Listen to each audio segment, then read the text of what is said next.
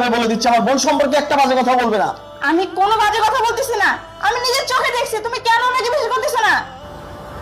পায়েল, ইয়ে, তোর ভাবি যা বলছে তা কি সত্যি?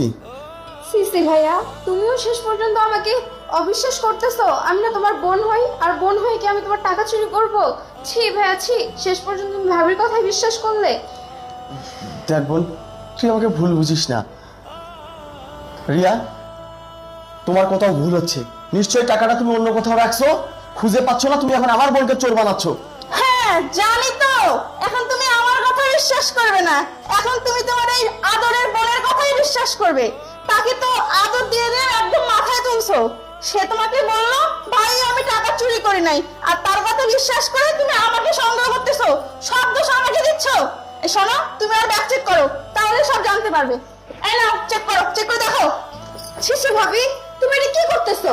একজন বড় ভাই হয়ে কি তার ছোট বোনের ব্যাগ চেক করতে পারে? তুমি তো একজন মেয়ে মানুষ, তুমি কি জানো না তার বড় ভাই তার ছোট বোনের ব্যাগ চেক করতে পারে না?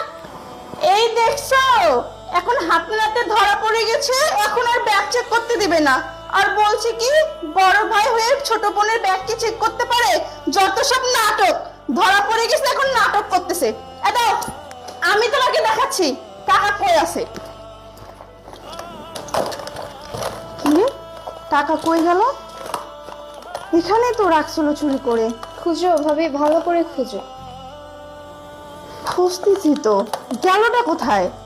সারা জীবন খুঁজলেও টাকাটা পাবে না, কারণ আমি তো চুরিই করিনি। কি ব্যাপার, তুমি তো বলেছিলে আমার বোন টাকা চুরি করেছে, কোথায় টাকা? আরে আমি তো নিজে দেখছি ও টাকা চুরি করে ব্যাগে রাখছে। ও যদি নিজে চুরি করে ব্যাগে রাখে, সেই টাকা ব্যাগ থেকে কোথায় গেল? সেটাই তো বুঝতে পারতেছি না। ভাইয়া, আমার ব্যাগটা তো চেক করলাম, কোনো টাকা পয়সা তো পেলে না। এবার ভাবির ব্যাগটা একটু চেক করো। আমার ব্যাগ চেক করে কি হবে? আচ্ছা ঠিক আছে, এত যখন বলছো আমার ব্যাগ চেক করো। এই নাও চেক করো, আমার ব্যাগে তো তুমি টাকা পাবে না।